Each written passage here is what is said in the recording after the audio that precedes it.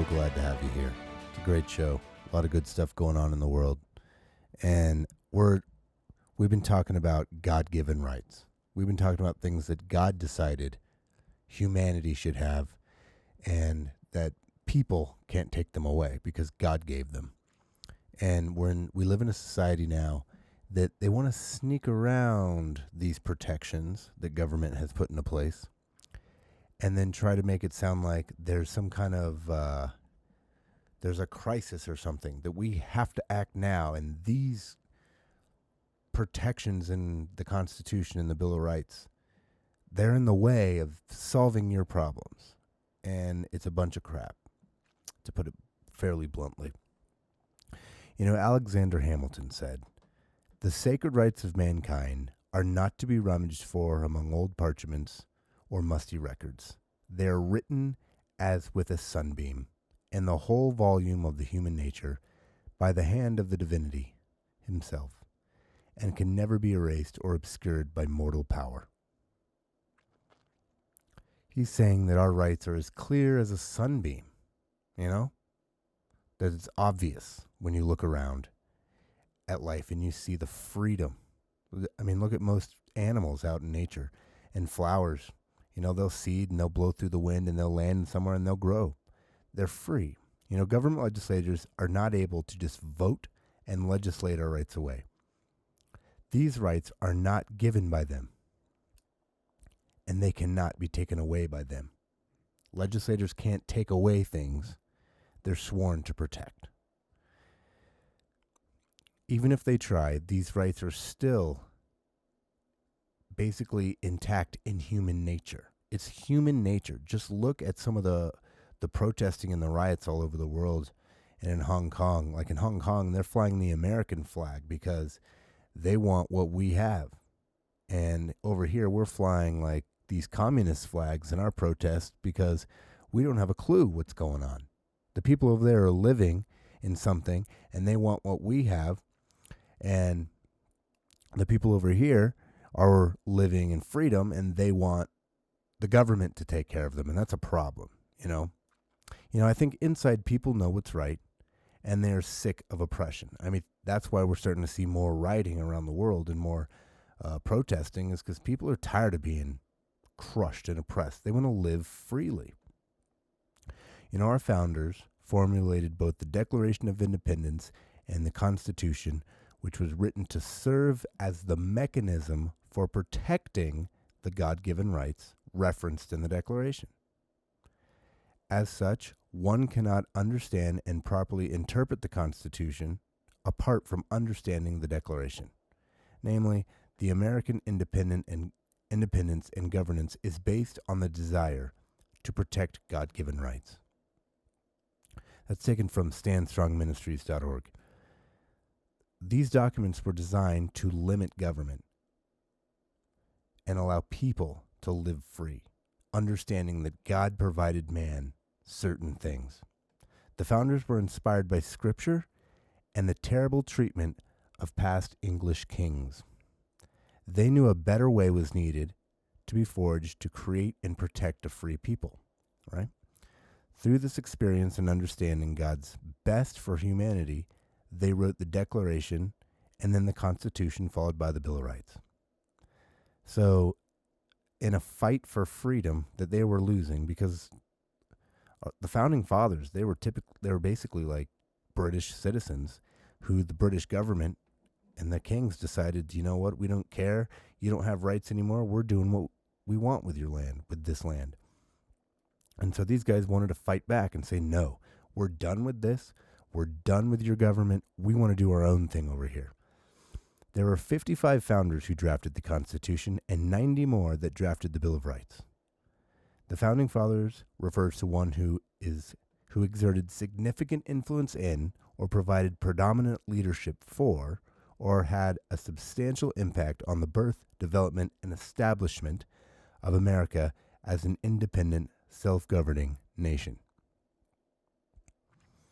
250 individuals fit this category. So this was not just a few rogue people. This was a fair amount of people trying to move the colony in a specific direction. And there were 56 signers of the Declaration.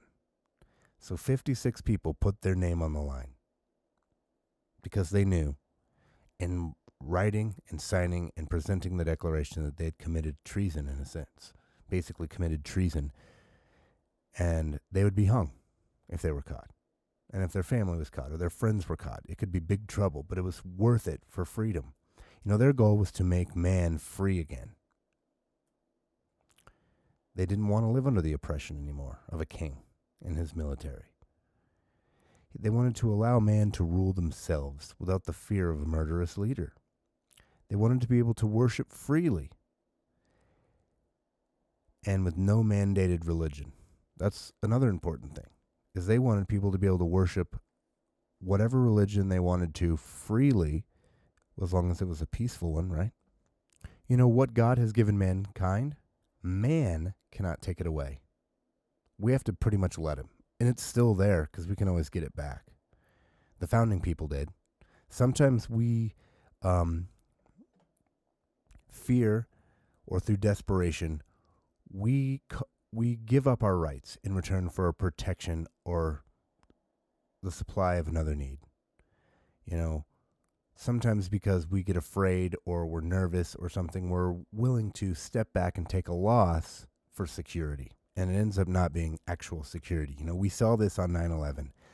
After the attacks, people were ready to give up privacy for the Patriot Act. And that robbed us of freedoms. And it made us all potential terrorists. Because now the government could pretty much spy on anybody they want under the protection of the Patriot Act. And we're seeing more and more privacy infringed now with a lot of social media things. You know, it started with the Patriot Act. The fact that they're like, well, we need to spy on anybody and need to have the right to do it without a warrant just in case they're terrorists. See, that was America being scared, and the same with the TSA and at all our airports. We allow these people to rummage through our belongings to protect us. And yeah, there's some crazy people out there with a nail file that may want to take over an airplane, but we should rise up and be able to stop that and not allow this little agency to basically control everything. You can't buy anything overseas hardly anymore and bring it back.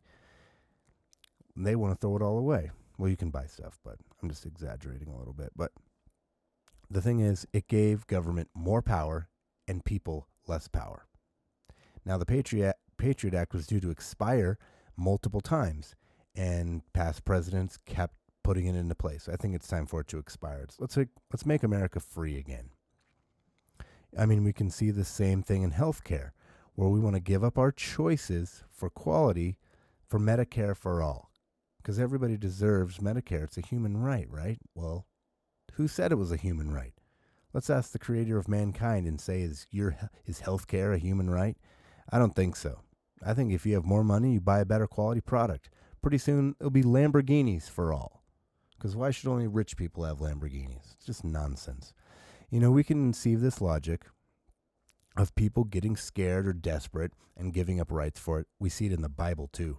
In Genesis 47:18 and 19, it says this, my Lord. So this is actually when Joseph is basically the second-hand man in the kingdom under Pharaoh, and there's a dream that comes, and it says that there's going to be a large 7 years of plenty and 7 years of famine. All right, so Joseph predicts this right. The Pharaoh puts Joseph in charge, and Joseph comes up with a plan during this 7 years of plenty to basically stockpile as much food as we can, and when there's a famine, then we'll have food to supply the local areas with food. So we're deep into the famine at this point in Genesis 47. I would recommend reading this because this is pretty cool. But I'm just going to read a couple scriptures of it. Okay, my Lord also hath our herds of cattle. There is not left in the sight of my Lord, but our bodies and our lands. Wherefore shall we die before your eyes, both we and our land? Buy us and our land for bread, and we and our land will be servants unto Pharaoh. So this is the Egyptians basically selling the last of what they have. They've given up everything. They've given them all their money and saying, hey, if you take care of us, we'll be your slaves. They're putting themselves into slavery. They didn't prepare anything during the famine, the 7 years. They just went Everything is normal, and now they're suffering. You know, out of desperation and lack of preparation, the Egyptians sold themselves and their land to the Pharaoh for grain. They put themselves into slavery for food. Society always seems to be bargaining with government to help with personal responsibility. We got to get away from that. Prisons were started by churches to rehabilitate people by teaching them the Bible. That's how they did it. That's what prison was. Welfare was given to the church to take care of the poor and the widows, and they gave it over to the government. We gave up our security, our personal security, to police officers. And now we call them if there's a problem versus us handling it. We love our police, by the way, but still it's our responsibility to keep ourselves protected and safe. If we keep going this route, before too long, government will tell you how long of a shower to take, what food to eat, where to work, how to entertain yourself, and how you cannot use plastic straws anymore. So some of this we're already seeing, right? We have become a disposable pawn to the almighty know-all elites. And we need to stop that. It reminds me of the WALL-E movie. The WALL-E movie was a movie that showed the people were they just followed whatever society said, did anything they wanted. They were mindless, distracted, and purposeless people. And we see these qualities in America today, you know. There's always changing diets that everybody has to jump to, changing fashions that everyone has to jump into, and all the norms of society that we all have to conform to. No, we're individuals. God created us as individuals with individual rights, and we should have private property. And the government should not be able to lift a finger and crush that. And they shouldn't be able to tax us out of our wealth. You know, without a set-in-stone worldview, we can easily be persuaded all over the map to believe anything. And we're seeing that in the youth. We're seeing that in the younger people in politics, that they have misguided a lot of people, and they're misguided themselves. And we need to focus on freedom and what God gave us, because it can go away. We've seen Venezuela. We're seeing what's happening in Hong Kong and other places. And we need to be vigilant. And it's time now to stand for freedom. Thank you very much.